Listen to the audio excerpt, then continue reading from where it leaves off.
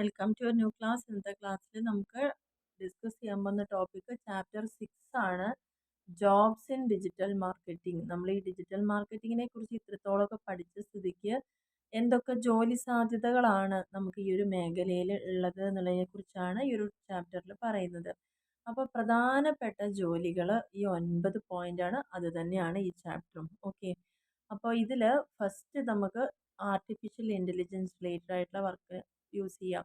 Video മാർക്കറ്റിങ്ങിന്, long form കണ്ടന്റുകൾക്ക്, social media ഷോപ്പിങ്ങിന്, പ്രോഗ്രസീവ് വെബ് പേജസിന്, സ്ട്രാറ്റജി ആൻഡ് മാനേജ്മെൻറ്റിന്, കണ്ടന്റ് ആൻഡ് ഇമെയിൽ മാർക്കറ്റിങ്ങിന്, analytics and data, other jobs. അപ്പോൾ ഈ പ്രധാനപ്പെട്ട ഏരിയാസിലൊക്കെയാണ് നമുക്ക് ഡിജിറ്റൽ മാർക്കറ്റിങ്ങുമായി ബന്ധപ്പെട്ട് ജോബിനുള്ള സാധ്യത എന്നാണ് ഈ ഒരു ചാപ്റ്ററിൽ പഠിക്കാനുള്ളത്.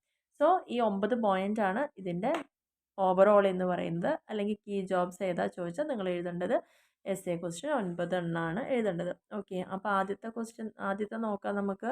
ആദ്യത്തെ ഏരിയ AI ആണല്ലോ, ആർട്ടിഫിഷ്യൽ ഇൻ്റലിജൻസ് ആണ്. അതിൽ രണ്ട് കാര്യങ്ങൾ നമുക്ക് സ്കോപ്പ് കൂടുതൽ. ഒന്ന് AI സ്പെഷ്യലിസ്റ്റ് ആവാം, ചില ടെക്നോളജീസ് ഒക്കെ യൂസ് ചെയ്തിട്ട് like chat bots and recommendation system ഒക്കെ ബേസ് ചെയ്തുകൊണ്ട് നമുക്ക് ചെയ്യാം. AI സ്പെഷ്യലിസ്റ്റ് ഇൻ ഡിജിറ്റൽ മാർക്കറ്റിങ്ങിൽ പ്രധാനമായിട്ടും മാർക്കറ്റിംഗ് സ്ട്രാറ്റജി ഇംപ്രൂവ് ചെയ്യാം, marketing concept, data analysis, and Python, machine learning, ഇതൊക്കെ നമുക്ക് ഇതിലൂടെ ചെയ്യാൻ പറ്റുന്ന കാര്യമാണ് ഈ AI സ്പെഷ്യലിസ്റ്റ് ആവാന്നുള്ളത്. രണ്ടാമത്തെ അതിൽ തന്നെ മാർക്കറ്റിംഗ് ഡാറ്റ സയൻറ്റിസ്റ്റ് ആവാൻ പറ്റും, AI ബേസ്ഡ് ആയിട്ടുള്ളത്. ഇവിടെ മെയിനായിട്ട് യൂസ് ചെയ്യുന്നത് ഓപ്റ്റിമൈസ് ചെയ്യുക മാർക്കറ്റിംഗ് ക്യാമ്പയിൻസിനൊക്കെ, ആൻഡ് സൈസബിൾ ഡാറ്റ ബേസ് കൊടുക്കുക പാറ്റേണും ട്രെൻഡിനും അനുസരിച്ചിട്ട്. ആൻഡ് SQL, പൈത്തൺ, എന്ന് പറയുന്ന ടെക്നോളജിയിലൊക്കെ നല്ല എക്സ്പേർട്ടുകളായിരിക്കണം. മെഷീൻ ലേണിംഗും ഡാറ്റ മൈനിങ്ങും സ്റ്റാറ്റിസ്റ്റിക്കൽ അനാലിസിസ് എക്സ്പെർട്ടൈസ്, അതൊക്കെയാണ് ഇതിൽ വരുന്ന ചാൻസ് കൂടുതൽ. രണ്ടാമത്തെ ജോലി സാധ്യത എന്ന് പറയുന്നത് വീഡിയോ മാർക്കറ്റിംഗ് ആണ്. അപ്പോൾ വീഡിയോ അഡ്വർടൈസിങ് ഒരു സ്പെഷ്യലൈസ്ഡ് റോൾ ഉണ്ട് എന്നുള്ളതാണ് പറയുന്നത്. വീഡിയോൻ്റെ പ്രൊഡക്ഷൻ മാനേജർ ആവാം. പ്രൊഡക്ഷൻ മാനേജർ ആവുക എന്ന് പറയുമ്പം മൊത്തത്തിലുള്ള വീഡിയോ മാനുഫാക്ചറിങ് പ്രൊസീജിയർ, അതിൽ പ്ലാനിങ്ങും ബഡ്ജറ്റിങ്ങും ഷെഡ്യൂളിങ്ങും കോർഡിനേറ്റിങ്ങും ഇൻറ്റേർണൽ ടീംസ് ആൻഡ് ഔട്ട്സൈഡ് ഓർഗനൈസേഷനുമായിട്ട് വരുന്ന well timed shipping of terrific video content material ആണ് വീഡിയോ പ്രൊഡക്ഷൻ മാനേജറുടെ പോസ്റ്റിൽ വരുന്നത്. അടുത്തത് വീഡിയോൻ്റെ പ്രൊഡക്ഷൻ വിട്ട് കഴിഞ്ഞാൽ മാർക്കറ്റിംഗ് സെക്ഷനിലേക്ക് വരിക. അപ്പോൾ വീഡിയോ മാർക്കറ്റിംഗ് എന്ന് പറഞ്ഞാൽ തന്നെ അവിടെ പല തരത്തിൽ വരുന്നുണ്ട് കേട്ടോ.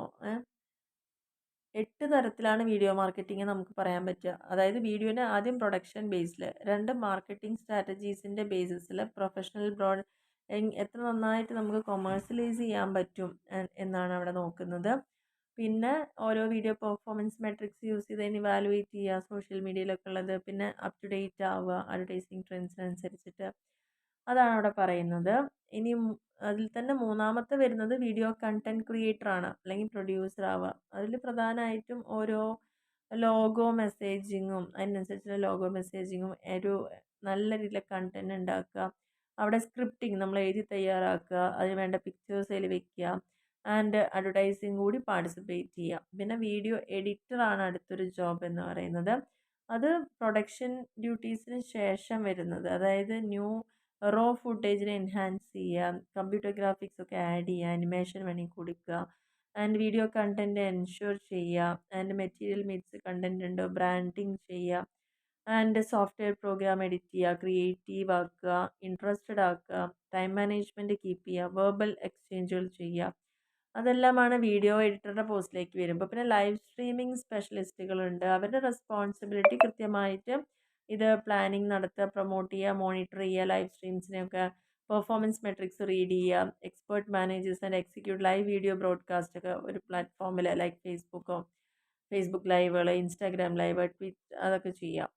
ഇനി വീഡിയോ SEO സ്പെഷ്യലിസ്റ്റുകളുണ്ട്, സെർച്ച് എൻജിൻ ഓപ്റ്റിമൈസേഷൻ സ്പെഷ്യലിസ്റ്റുകൾ.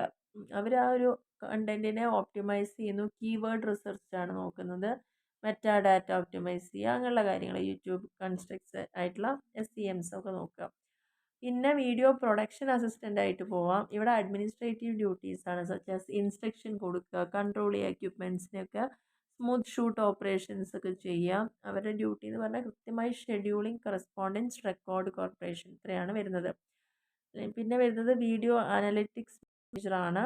അതിൽ പ്രധാനമായിട്ടും വീഡിയോൻ്റെ performance, stats to infer and make decisions. അതിനെ ബേസ് ചെയ്തുകൊണ്ട് നമ്മളത് തീരുമാനം എടുക്കുക. അത് സ്റ്റാറ്റിസ്റ്റിക്സിൻ്റെ അടിസ്ഥാനത്തിൽ കൂടിയിട്ട് മെട്രിക്സ് യൂസ് ചെയ്യുക. Trail like perspective, watch time എന്താണ്, എൻഗേജ്മെൻറ്റ് കോസ്റ്റ് എത്രയാണ്, കൺവേർഷൻ കോസ്റ്റ് എങ്ങനെയാണ്, ഡിറ്റർമിൻ ദ ഇഫക്റ്റീവ്നെസ് എന്താണ് വീഡിയോ അഡ്വർടൈസിങ് ക്യാമ്പയിൻ്റെ, അത്തരം കാര്യങ്ങൾ നോക്കുന്ന ഒരു ജോലിയാണ് വീഡിയോ അനലിറ്റിക്സ് മാനേജറുടെ വരുന്നത്. അപ്പോൾ ആദ്യം AI എടുത്തു, രണ്ടാമത്തെ വീഡിയോ മാർക്കറ്റിംഗ് ജോബാണ്, മൂന്നാമത്തത് ലോങ് ഫോം കണ്ടൻ്റ് ആണ്. ലോങ് ഫോം കണ്ടൻറ്റിൽ ഒരുപാട് വെറൈറ്റി കരിയർ ഓപ്പർച്യൂണിറ്റീസ് ഉണ്ട്. പുതിയ പുതിയ കണ്ടൻറ്റ് ക്രിയേറ്റ് ചെയ്യുക, അതിനനുസരിച്ചുള്ള സ്ട്രാറ്റജി മിക്സ് ചെയ്യുക, ക്രിയേറ്റീവ് ആവുക, ടെക്നിക്കൽ എക്സ്പെർട്ടൈസ് ഉണ്ടായിരിക്കുക, ഡീപ്പ് ആൻഡ് ഡീറ്റെയിൽ ആയിട്ട് ആ കണ്ടൻറ്റിനെ കുറിച്ച് പറയുക, റീഡറുടെ ആ ഒരു വാല്യൂ അത്രത്തോളം അത് മാക്സിമൈസ് ചെയ്യും എന്നുള്ളതാണ് പറയുക. അതിൽ രണ്ട് തരത്തിലുള്ള ജോബാണ്, കണ്ടൻറ് റൈറ്ററും കണ്ടൻറ് മാർക്കറ്റിംഗ് മാനേജറും.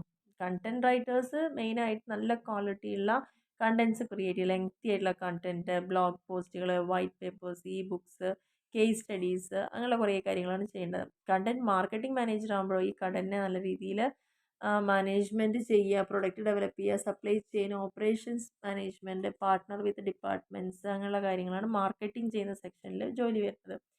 നാലാമത്തെ ജോബ് എന്ന് പറയുന്നത് സോഷ്യൽ മീഡിയ ഷോപ്പിംഗ് ആണ്. സോഷ്യൽ മീഡിയ ഷോപ്പിംഗ് ഇ കൊമേഴ്സും കൂടി മിക്സ് ചെയ്തിട്ട് നമുക്ക് യൂസ് ചെയ്യുക എന്നുള്ളതാണ് അവിടെ പറയുന്നത്. അപ്പോൾ അതിൽ സോഷ്യൽ കൊമേഴ്സ് മാനേജറായിട്ട് വർക്ക് ചെയ്യാം.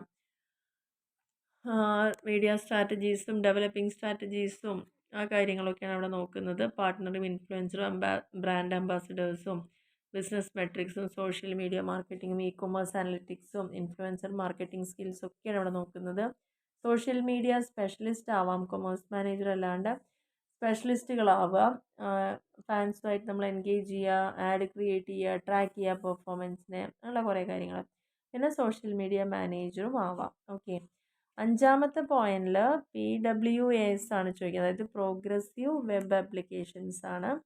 ഇവിടെ ഒരു user experience similar to native mobile apps, നമ്മുടെ സ്വന്തം മൊബൈൽ ആപ്സുമായിട്ട് ഉള്ള കാര്യം, combining best features, mobile platforms, അതൊക്കെയാണ് അവിടെ കൊണ്ടുവരുന്നത്.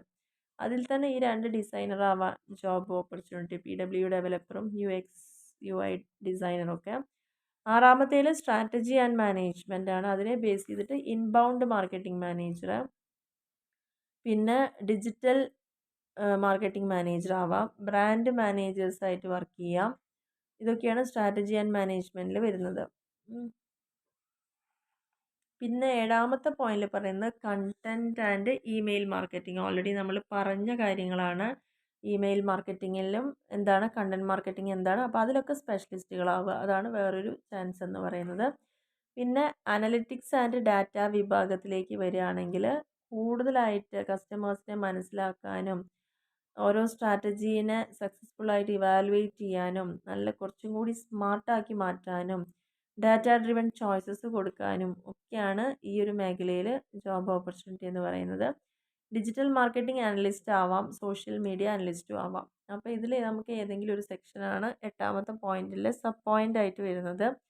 ഒൻപതാമത്തേലേക്ക് വരുമ്പം ഇനി മറ്റുള്ള കുറച്ച് ജോബ്സ് ആണ് പറയുന്നത്. അതായത് SEO സ്പെഷ്യലിസ്റ്റ് ആവാം, PPC paper click search engine SEO സ്പെഷ്യലിസ്റ്റുകളാവുക. പിന്നെ കൺവേർഷൻ റേറ്റ് ഓപ്റ്റിമൈസേഷൻ ആണ് CRO സ്പെഷ്യലിസ്റ്റ് എന്ന് പറയുന്നത്.